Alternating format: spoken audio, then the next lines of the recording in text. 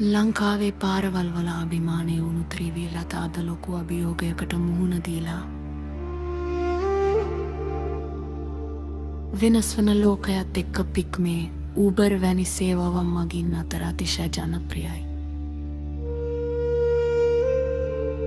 තාක්ෂණයේ පහසුව නිසා මගින් දැන් බොහෝ වෙලාවට තෝරාගන්නේ ඇප් එකක් හරහා එන රියක්.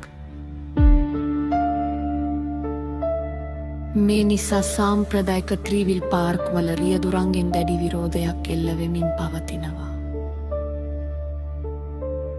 ප්‍රධානම ගැටලුව වන්නේ ගාස්තුව අය කිරීමේදී පවතින විෂමතාවය සහ විනිවිදභාවයයි. ඇප් එකේ පෙන්වන සාධාරණ මිලට වඩා වැඩි මිලක් සමහර පාර්ක් වලදී අය කිරීම ගැටුම් වලට මුලයි.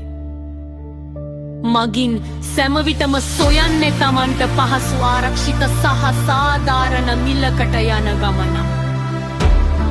මේ නිසා දහඩිය හෙලා වැඩ කරන බොහෝ සාම්ප්‍රදායික රියදුරන්ගේ ආදායම අද සීමා වෙලා. නමුත් මේ ගැටලුවට විසඳුම් තිබෙනවා.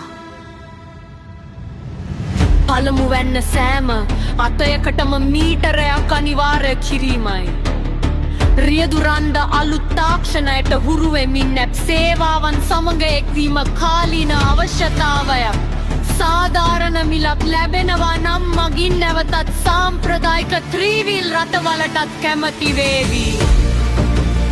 රජය සහ බලධාරීන් මේ සඳහා නිසි නියාමනයක් සහ පොදු මිල සූත්‍රයක් හඳුන්වා දිය යුතුයි.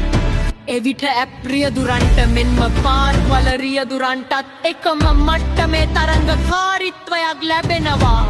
අවසානයේ මගියාටත් රියදුරාටත් යහපත් ප්‍රවාහන සේවාවක් රට තුල නිර්මාණය වේවි. අපි වෙනස් වෙමු.